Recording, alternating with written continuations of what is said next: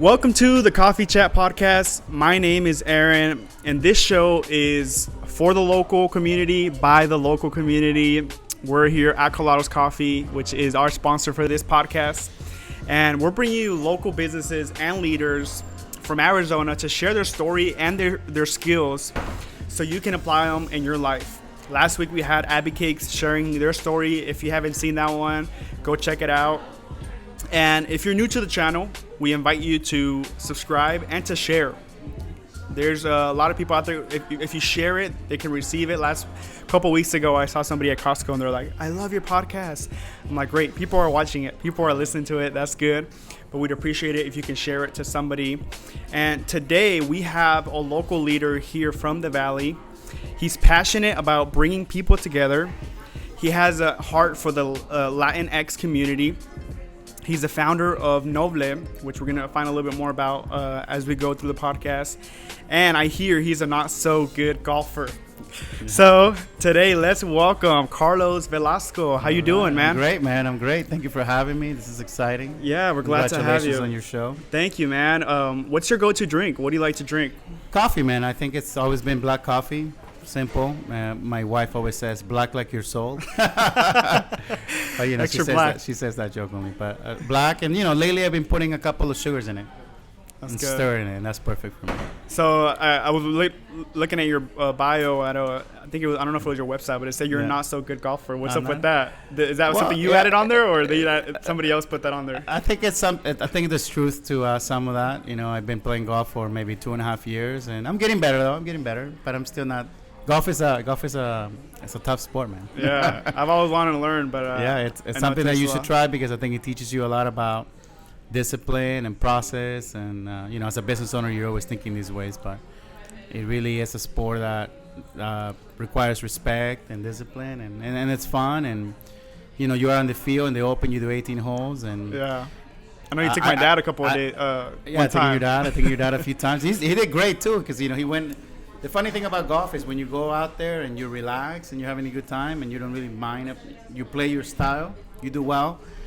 But golf would eventually push you to a certain structure and discipline, and that's when you start not doing so well. Yeah. No, that's good. But it's a great sport, man. It's a great sport. Yeah, I encourage your audience to try it. For sure. I'd want to try it too, so maybe we can go out and play one of these days. Let's do it, man. But, Carlos has been a great friend of ours since we opened Colados in the beginning. He was part of our success. When we opened, he was working with Fuerza Local, and he brought a lot of contacts and networking to us. So we're really happy to have you as a friend. For those who don't know you, what can you tell them about Carlos Velasco?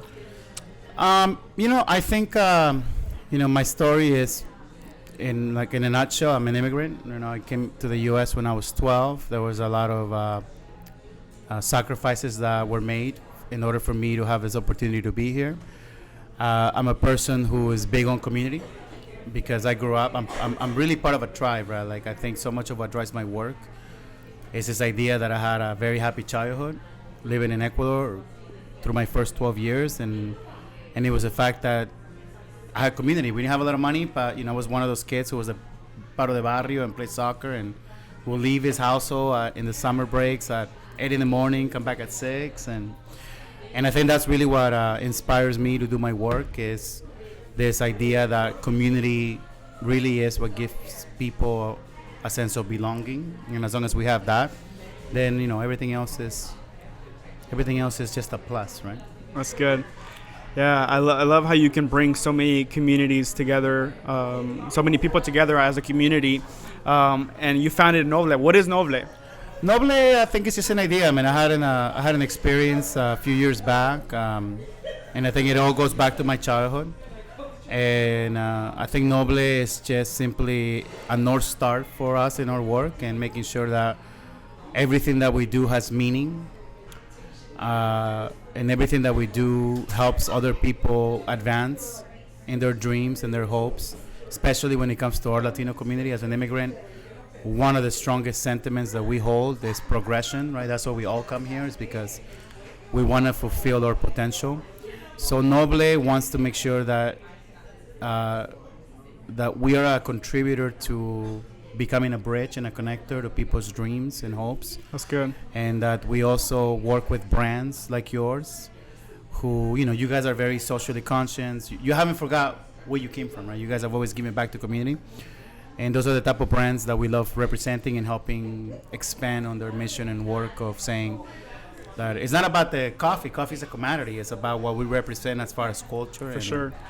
And seeing our community become greater and better. And, you know, that's what Novle is, man. That's what Novle is as an idea, right? Yeah. I love how you're like the voice for the Latin community, and how do you see the Latinx community influence our culture? Well, because, you know, when I think there's you know, every Latino in his own experience identifies in their own way, right? That there's, let's call, folks in our community who identify as Latino. There are folks who may identify as Hispanics. There are folks who identify as Chicano. There's generations who identify as Latinx, which I believe are more like my children. And there are folks who just don't want to have a label. So I think that the way we influence this country now is based on our experience, right? It's the fact that, you know, my children, as first generation Americans, understand my story and what his dad went through and what mom went through, what grandparents went through. And I think that hopefully they get to appreciate the fact that this is still a country of opportunity.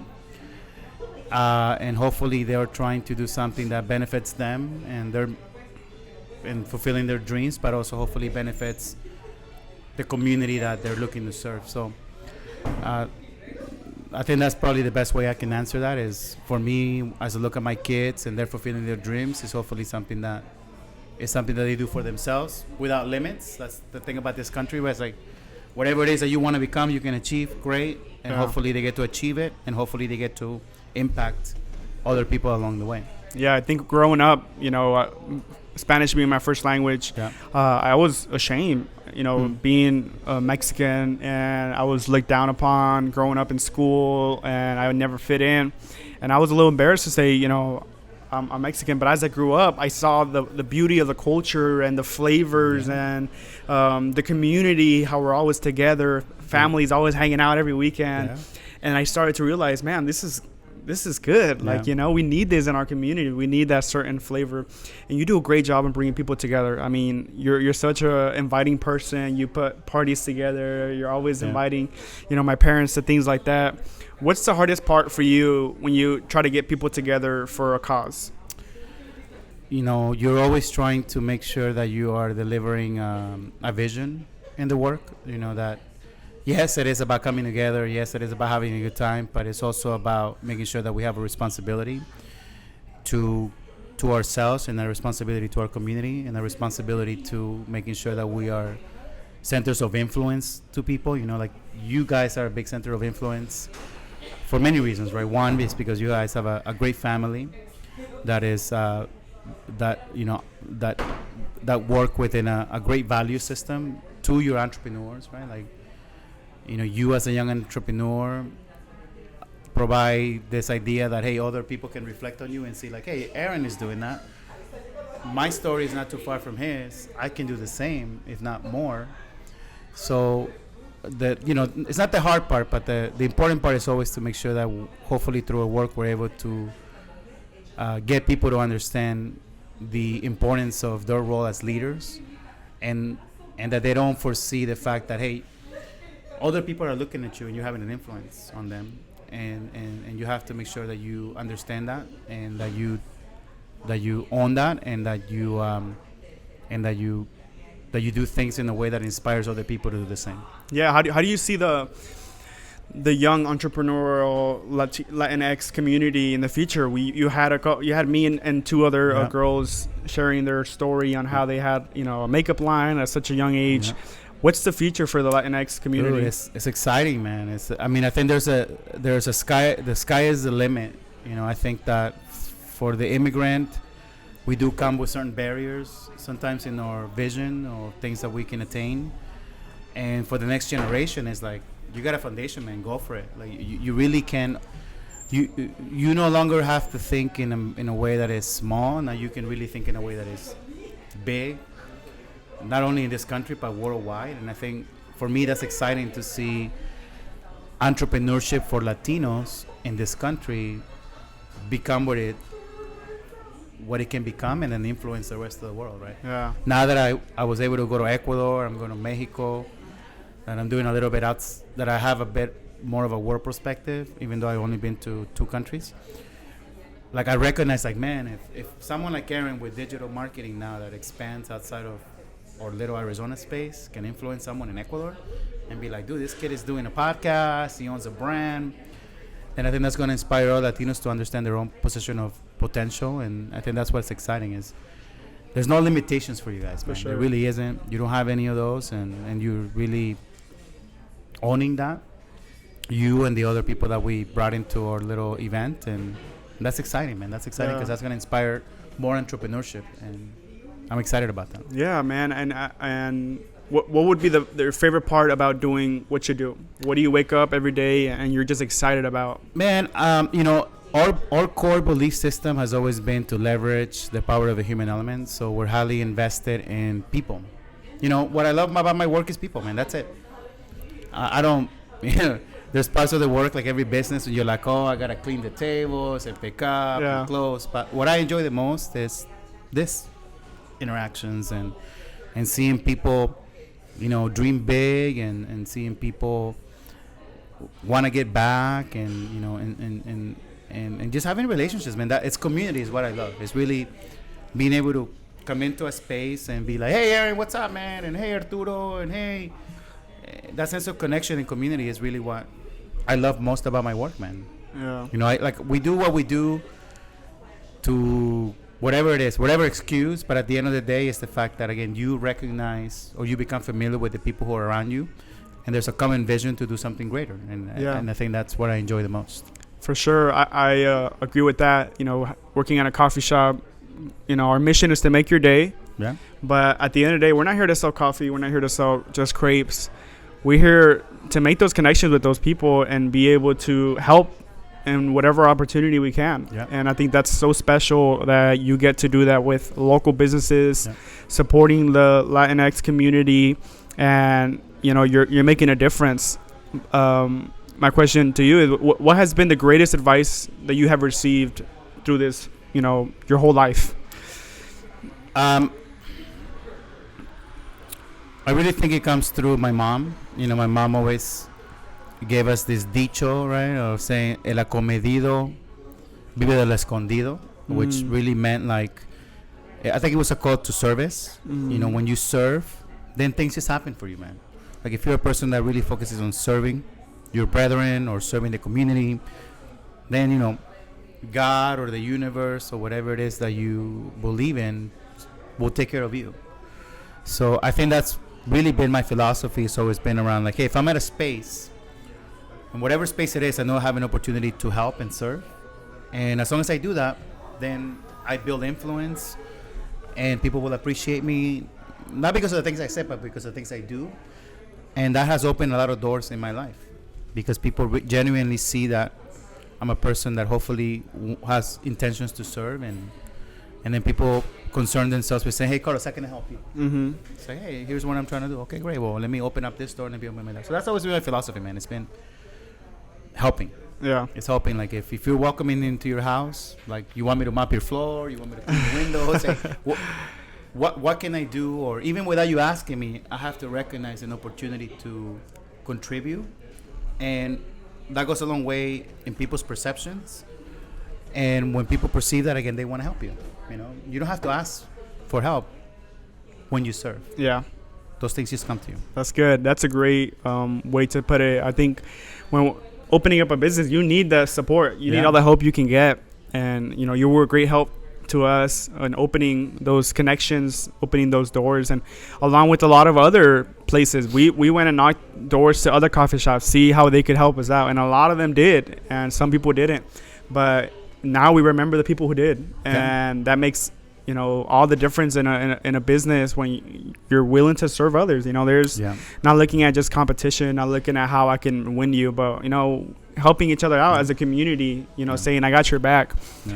What has been the big? And by the way, I mean, and this is a perfect example, right? Like I remember your dad calling me, and maybe 7 years ago, and said, "Hey, I'm looking for some." I don't know how your dad got a hold of me, but like I remember saying, "Hey, I like your vision. I see what you're trying to do, and let me see what I can do to help." And we were able to provide our small seed and contributing to your vision. And this is the, now I'm here. You contributing to me through your podcast because you're helping me expose my message. So even though a lot of times it takes a long time to reap what you saw, that's the beauty of service. Comes full circle, right? It comes full circle, and I think that's beautiful, man. I think that's something that if people understand, they're gonna do well in their lives with, right? So that's good. Thank you, Carlos. You bet. What has been the greatest lesson? God, that's a good question. I think in what way, personally or as a business? I think mostly as a business. I think I think especially because what I'm going through now in my life, I think it's been a lesson of faith, right? That there's a process, and that you have to have faith in the process, and that as long as you stay true to what is your call to serve, things will just work themselves out. So I think a lot of times you as a business owner tend to get discouraged or tend to want to accelerate a process or tend to want to make decisions because you feel that, hey, how do I get to my end goal? And there's no way to accelerate it, man. You just got to go through the process. And you have to have faith on your vision and on the process, and understanding that, a lot of times blessings are disguised, right? Like it's like COVID has been, I remember when COVID started talking about this, it was so hardening for me as an entrepreneur and thinking like, oh my God, I worked so hard and now everything's changing and what's going to happen in my business. And in many ways, it's been a blessing because it's helped us reconnect to our mission. It's helped us reframe our business. It's helped us, like, it's been a platform for growth that I couldn't see when it was happening, man. It was like, oh man, like you felt that sometimes you feel that the universe or God is working against you and in your vision, and a lot of times they're just contributions to where you're trying to get, man. So that's been my biggest lessons. Is it's hard, man, because when you're going through it, it's like, it's not pretty. God, you get desperate and you want to quit and you want to complain, and 6 months later you're like, man, that's one of the best things that happened to us. Wow. Literally one of the best things that happened to our business was having to go through this process, right? It's crazy. So that's my biggest lesson, man. Is reminding myself, trust the process, believe in the vision, whether good or bad, is leading you to where you're trying to go. For sure. That's good. Yeah, the process is so, like I said, it gets messy when you're in it. Yeah, but once you hit the other side, it's beautiful. Stick to it. Yeah. I know a lot of businesses right now, a lot of businesses had to shut down. In our plaza, we just had, I think, 2 businesses shut down due to the COVID situation and a lot of things that are going on. But it's just sticking to it. Believing and having faith. But even that, man, like for those business owners that may be in a situation where they're like, man, I just shut down. Like, this is my 3rd business venture, man. I shut down 2 businesses before. I was a financial advisor. Then I tried doing a marketing thing, and literally this is my 3rd business venture. So maybe shutting down in itself is a blessing because it's helping you reconsider your next business vision. So again, if you're an entrepreneur at heart, that desire to want to build something of value is never going to go away. So again, don't be discouraged by the fact that maybe something shut you down. Now look for the opportunities to figure out, well, what did I learn? And how do I start from zero? And it's okay to start from zero, man. I done it so many times in my life, and again, in retrospect, you're always going to go back in your life and feel like, man, I remember how I felt when the COVID came and my business shut down. And if it wasn't for COVID, you hear a lot of the stories. If it wasn't for the recession, I would have never started a coffee business or a auto dealer business or a tile business or a construction business. So it's just keeping an open mind, man. It's important, right? That's good. And I know we're talking about, COVID and change happening around. And I know in businesses, things are changing all the time. Social media, these applications are coming out. How do you continue to learn in order to stay on top of things in your role? For me, it's always about staying grounded. right? It's accepting reality for what it is. Like COVID was a harsh reality, right? So you have to accept things for what they are, and don't lose hope. And then you always have to have an opportunity mindset. Like I'm always thinking about where's the opportunity and what's happening, right? Because as there are a lot of people who are lacking, there's a lot of people who are gaining, right? Because they saw something. Yeah. And if you keep an opportunity mindset about like where do I look and how do I focus in opportunity, then you'll find opportunity, and then you find opportunities to innovate. You find opportunities to evolve. You find opportunities to grow. So, I think that goes back to the last question about like what's the biggest lesson. The biggest lesson is like there's so many benefits to being a business owner, right? Because you own your own time, because all the benefits that you get with that freedom, but there's also a lot of responsibility that comes with it, and the hard times. And when like you guys have to, it's not just about you, it's about all the people that you support in your business, and you have no choice but to continue to look forward and figure out a way to sustain it for you and for the people that are part of your brand, part of your business. Yeah, it's looking at problems as possibilities. A lot, yeah, exactly. And again, it's not always easy, but at the same time, like also allow yourself to process a loss. Like sometimes you lose in business and it hurts, and it's okay, man. It's okay to feel down. It's okay to feel defeated, and it's okay to go through that process. But always knowing that at one point you're gonna have to come back and play for next season, right?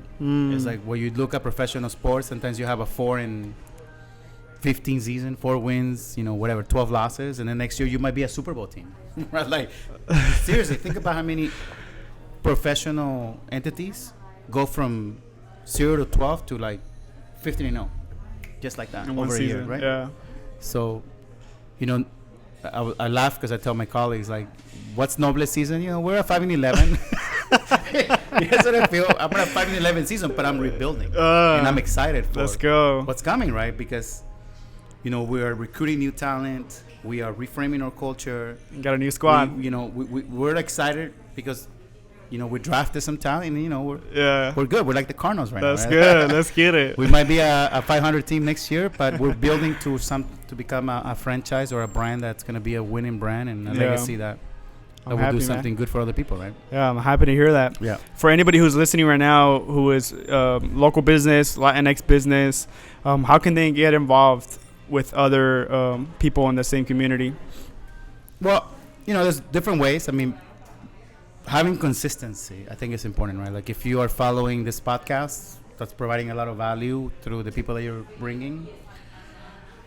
Like everything, maybe the one podcast that you saw, you felt okay about, but maybe the next one will have value, and the next one will have value.